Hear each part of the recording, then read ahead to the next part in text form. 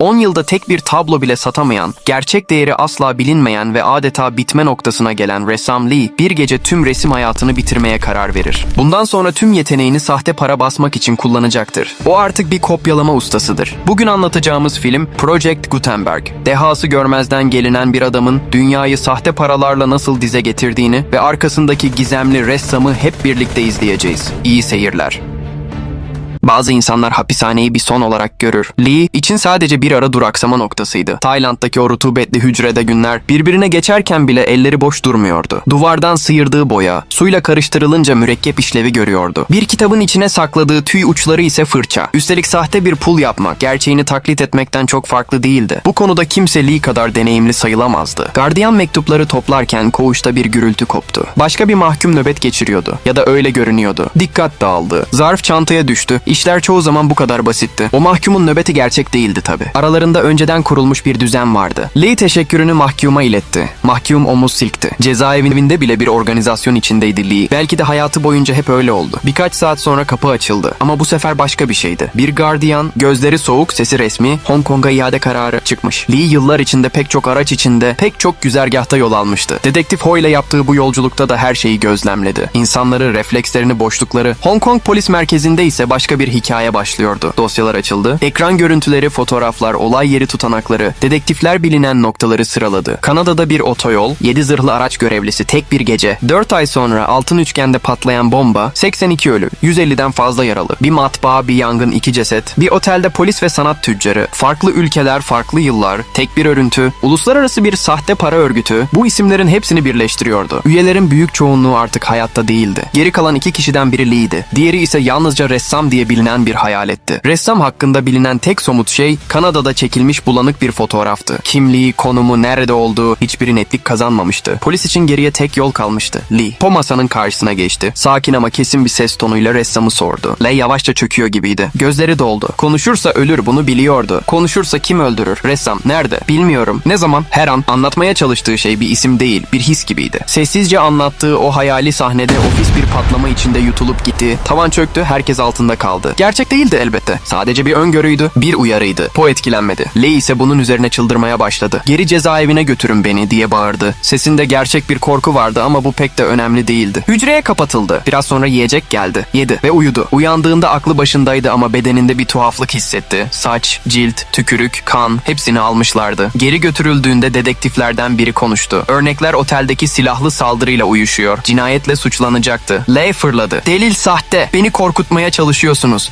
Beni yıldıramazsınız. Ho bir şey söylemek üzereydi ki kapı açıldı. Önemli bir toplantı. Ho dışarı çıktı. Öte yanda farklı bir manzara vardı. Ünlü sanatçı Yuan, avukatlarıyla birlikte başka bir odada oturuyordu. Avukatlar delilleri incelemişti. Yetersizdi. Üstelik kurgulanmış görünüyordu. Polise bunu söylediler. Polis bunu kabul etti ama salıvermedi. Bunun yerine bir teklifte bulundu. Yuan, Lee'yi ressam hakkında konuşmaya ikna ederse serbest bırakılacaktı. Yuan, sorgu odasına girdiğinde Lee onu görür görmez dondu. Yıllar geçmişti ama tanıdık bir his vardı bu yüzde. Yuan anlaşmayı anlattı. Lee itiraz etti. Konuşmak onu öldürür. İkisini de öldürür. Ama Yuan'ın gözlerinde başka bir şey vardı. Nişanlısı ölmüştü. Ressam yüzünden. Ve ressamın yakalanmasını istiyordu. Bu kadar basitti. Lee kameranın önüne geçti ve anlatmaya başladı. Lee ve Yuan aynı şehirde, aynı hayal içindeydi. Sanatla geçinmek. İkisi de resim yapıyordu. İkisi de iyiydi. Kimse almıyordu. Yıllar geçti. Bir 10 yıl. Para bitti. Elektrik kesildi. Sıfırın altına düşmek böyle bir şeydi. Isıtıcının kapandığı, karanlıkta oturduğun, yarının ne getireceğini bilmediğin o an. Lee bir gün bir galeriye gitti. Anlaşmayı yaptı. Sahte tablo. Asıl eserlerin kopyası. Para hazırdı. İş garantiliydi. Eve dönerken Yuan'ın telefonda konuştuğunu duydu. Menajeriydi. Adam Yuan'ı övüyordu. Ama Lee hakkında konuşurken sesi değişti. O sadece kopyalıyor. Gerçek bir sanatçı değil. Yuan ise sert çıktı. Eğer Lee'yi temsil etmeyecekse kendisini de etmesin. O gece Lee ışıkları yaktı. Fatura ödenmiş. Elektrik geri gelmişti. Galeri bütün tablolarını almıştı. Üstelik Yuan için bir sergi de ayarlamıştı. Gelecek ay. Yuan sergiye hazırlandı. Lee atölyede çalışıyordu ama ne tablo yapıyordu, galeri bunu sormamıştı. Yuan bir gün ziyarete geldi ve gördü. Kopya, sahte, asılların mükemmel taklidi. Lee'nin eli oradaydı ama kalbi burada mıydı? Yuan ne derse desin Lee'nin cevabı hazırdı. Bu iş onu yaşatıyordu ve dürüst olmak gerekirse bir heyecan vardı bunda. Gerçek bir ustalık gerektiriyordu. Yuan bunu küçümseyemezdi. Yuan bıraktı. Ama içinde bir hayal kırıklığı kalmıştı. Sergi günleri geçti. Lee gelmedi. Ta ki son güne kadar. O gün geldiğinde geldiğinde fark etti. Kendi tablosu da oradaydı. İzni olmadan asılmıştı. Yuan koleksiyoncular ilgilendi dedi. Ama Lee baktı. Sadece o tablo kalmıştı. Geri her şey satılmıştı. Tam o sırada bir ses yükseldi galeride. Resmi giyimli, özgüvenli bir adam Lee'nin tablosuna bakıyordu ve yüksek sesle konuşuyordu. Klasik ustaları taklit etmek bir yetenek sayılır mı ki? Konuklar güldü. Bazıları yorumladı. Yuan bir adım attı ve adamın yüzüne içkiyi fırlattı. Dışarı çıkardı onu. Lee peşinden gitti. Özür dilemek için. Ama adam dışarıda farklı konuştu. Sesi alçaldı. Lee'nin kopyalarından birini satın almıştı aslında. Sahneyi özellikle yapmıştı. Tek başlarına konuşabilmek için. Bir kartta adı yazıyordu. Fukuang. Bir barda oturup konuştular. Lee tekniklerini anlattı. Yaşlandırma yöntemlerini, malzemeleri, dokular. Fukuang dinledi. Sonra teklifini yaptı. Seninle çalışmak istiyorum. Kartı bıraktı. Gitti. Galeriye geri döndüğünde Yuan menajerle tartışıyordu. Tablolar satılmıştı ama Lee'ninki kalmıştı. Tam satış ilan edemiyorlardı. Lee içeri girdi. Tablosuna yaklaştı ve yaktı. Ertesi gün Fukuang'ı aradı. İlk görev $100 banknot üretmekti. Lee durdu. Bu başka bir şeydi. Sanat sahteciliği bir şeydi. Para basmak bambaşka. Reddetti. Fukuang konuşmaya devam etti. Ailesini anlattı. 3 nesil. Hong Kong. Kimse hapse girmemişti. Sadece dağıtım yapıyorlardı. Üretimi kontrol ediyorlardı ama sahaya çıkmıyorlardı. Alıcıları güçlü insanlardı. Korunaklıydı. Kuralları vardı. Lee yine de hayır dedi. Eve geldiğinde Yuan'ın valizlerini gördü. Amerika'ya gidiyordu. Biletini aldı. Fukuang'la birlikte Tayland uçağına bindi. Uçuşta Fukuang teknik konuşmaya başladı. ABD yeni bir banknot tasarımı çıkarmıştı. Mikro baskı, özel lifler, renk değiştiren mürekkep. Sahte üretmek artık çok daha zordu. Lee duyunca aklı çalışmaya başladı. Daha hassas bir baskı plakası şarttı. Tayland'daki atölyede ekip toplanmıştı. Plaka yapımcısı Yam, yönetici Wu, kardeşler Sham ve Bobby. Herkesin rolü belliydi. Wu renk değiştiren mürekkebi gündemde tuttu. Yam ise nişastasız kağıt istedi. Sahte para dedektörlerini geçmek için kritikti. Normal kağıtta mor renk veriyor bu kalemler. Gerçek banknotlardaki nişastasız kağıtta ise sarı. Fukuang her şeyi çözecekti. Lee'den şimdilik tek bir şey istiyordu. Filigrana odaklan. Günler çalışmayla geçti. Lee banknotun her milimetresini inceledi. Harflerin kalınlığını, saç tellerinin dalgasını, gölgelerin geçişini. Haftalarca pratik yapıldı ve sonunda mükemmel bir örnek ortaya çıktı. Bir akşam yemekte masa etrafında tartışma açıldı. Ortada eski bir Çin resmi duruyordu. Gerçek mi, sahte mi? Ekibin çoğu sahteydi dedi. Lee baktı ve kesin konuştu. Gerçek. Katmanlı bir teknik vardı. Çin sanatçılar tablolarını katmanlara ayırabiliyordu. Boyalar her katmanda özdeş çıkıyordu. Lee bahsi kazandı. Fukuang güldü ve planı açıkladı. Aynı yöntemi banknotlara uygulayacaklardı. Demir silindirle baskı, sertleşme, iki katman arasına filigran. Yam güvenlik şeridini de ortaya yerleştirebilirdi. Haftalar böyle geçti. Renkler karıştırıldı. Formüller denendi. Yam plakayı 1/1000 milimetre hassasiyetle işledi. 2 ay,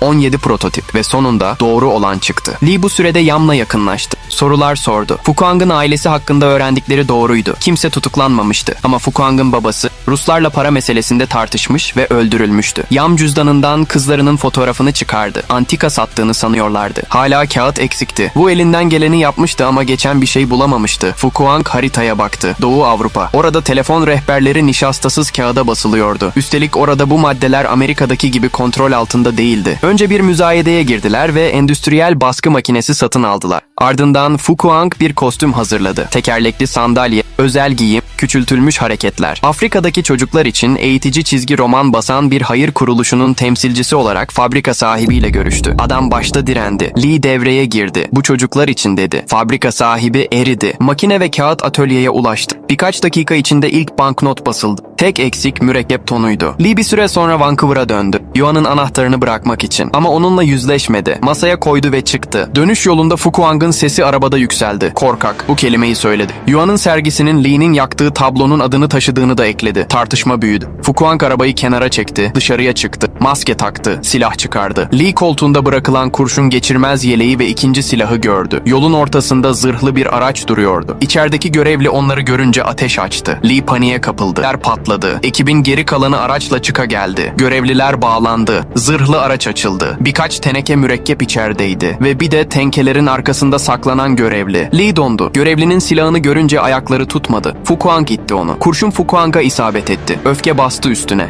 Defalarca ateş etti. Adamları sus demesine rağmen durmadı. Ayrılmadan önce zırhlı aracı içindeki herkesle birlikte havaya uçurdu. Lee atölyeye döndüğünde sessizdi ama düşünceleri değildi. Bunu istemiyordu. Ölümü istemiyordu. Mürekkep sorununu çözer çözmez ayrılacaktı. Bunu söyledi. Fukuang bardağı yere fırlattı. İstediğini yapsın dedi. Alaycı bir sesle. Lee doğru yeşili bir arabada buldu. Fabrikanın kullandığı boyalara ulaştı. Karıştırdı, denedi Uydu, artık boya çalmak zorunda kalmayacaklardı. Bir gün atölyeye Taylandlı bir suç babasının adamları geldi. Genel olarak biliniyordu bu adam. Sağ kolu ve yanındaki kadın içeri girdi. Kadın banknotları inceledi, sanatsal işçiliği takdir etti. Adı Sao King'ti. Sahte para konusunda uzman birisiydi. Lee tam o sırada koridorda tökezleyerek cam kapıya yeşil boya döktü. Yerden kalkarken gözleri Sao King'le buluştu. Bakışlar kısa ama kesindi. Fu Kuang sonra Lee'ye bağırdı ama boyayı mükemmelleştirdiklerini fark edince durdu. Ertesi gün Fu Kuang iyi haber getirdi. Lee adına bir tatil köyü satın almıştı. Yuan'la birlikte gidebilirdi. Emekliye ayrılabilirdi. Issız bir bölgede, surlarla çevrili bir alanda genel ile buluşuldu. Fu Kuang Lee'ye küçük bir nesne uzattı. Bir tetikleyici. Saklasın, sinyal beklesin. Alanda gezerken Lee siviller gördü. Vuruluyorlardı. Kan, toprak, emirler. Genel konuştu. Fu Kuang'ın babasıyla eski dosttu. İyi bir anlaşma yapalım dedi. Fu Kuang gülümsemedi. Generalin Rusları tuttuğunu biliyordu. Babasının bu yüzden öldüğünü biliyordu. İntikam için gelmişti. Ceketini açtı. Patlayıcılar görünür hale geldi. Lee'ye işaret etti. Tetikleyiciyi bırak. Lee direndi. Görevliler silah çekti. Başka seçenek yoktu. Bıraktı. Bir araba patladı. O da hasar gördü ama kimse ölmedi. Genel kaçmaya çalıştı. Fu Kuang bacağından vurdu. Gardiyanlar üşüştü. Fu Kuang birer birer devirdi. Daha fazlası geldi. El bombası. Fu Kuang patlamadan sıyrıldı. Çevresini ateşe verdi. Omzundan yedi. Devam etti. Şam uzaktan bombalar bıraktı. Binalar çöktü. Ordu dağıldı. Fu Kuang daha büyük silah aldı. Ama askerler bitmiyordu. Çuval yığınının arkasına çekildi. Ekip ciple içeri daldı. El bombaları saçıldı. Ormanda Şam kaçmaya çalıştı. Çevrildi. Ateşe tutuldu. Kolunu kaybetti. Düşen el bombası patladı ve görevlilerin tamamını yok etti. Lee alevler içindeki Sao King'i fark etti. Yanmakta olan binaya girdi. Ceketini kullandı. Alevleri söndürdü. Sao King'i dışarı taşıdı. Fu Kuang ve ekip görevlileri süpürmeye devam ederken genel bir kamyonla geri döndü. Bobby ateşi Fu Kuang'ın önüne aldı ve yere yığıldı. Fu Kuang riskli bir hamlede kamyon sürücüsünü vurdu. Lastikler patladı. Kamyon çarptı. Genel öldü. Fu Kuang yüzüğünü aldı. Lee Sao King'i yanlarına alabileceğini söyledi. Fu Kuang kabul etti. Son patlama bölgenin geri kalanını sildi. Ekip altın üçgende bir yıl gizlendi. Sao King hastaneye kaldırıldı. Yaraları sarıldı. Fu Kuang ona sahte bir pasaport çıkardı. Yuan adıyla. Lee itiraz etti. Fu Kuang umursamadı. Bir sanat galerisinde Fu Kuang, Yuan'ın tüm tablolarını satın aldı. Tatil köyüne gönderecekti. Lee oraya gitsin, Yuan'la yeniden başlasın. Lee'nin itirazı hazırdı. Yuan kirli para kabul etmez. Tartışma büyümeden kesildi. Muhabirler Yuan'ı köşeye sıkıştırmıştı. Nişanlanmasını soruyorlardı menajerle. Lee bu haberi duyunca içi dondu. Kalktı. Gitti. Hong Kong polisi bu süreçte kendi oyununu kuruyordu. Kanada Federal Polisi'nden Wing Chit çağrılmıştı. Sahte dolar piyasaya sürülüyordu ve kaynak bulunamıyordu. Ho ve Wing Chit Yam'ın antika dükkanını izlemeye başladı. Alıcı numarası yaptılar. Farklı aracılarla görüştüler. Sonunda bir tekne partisine davet edildiler. Ressamın geleceği söyleniyordu. Ressam gelmedi. Sean ve Bobby gönderilmişti. Wing Chit sinirli tavırlar sergiledi. Kardeşler silah çekti. Test ediyorlardı. Wing Chit sinirine hakim oldu. Ho ile alay ettiklerinde ise Wing Chit hemen öne çıktı. Akabinde ikisi birlikte suya atladılar. Bu kardeşlerin hoşuna gitti. Güvenilirdi. Bu farklı bir tekneden göründü. İçinde telefon olan bir çanta attı. Bekle. Yahtında ise Fu Kuang, Lee'nin Sao King ile ondan habersiz ayrılma planını öğrenmişti. Fıkran çıktı ama ekip araya girdi. Yeni müşteriler hazır.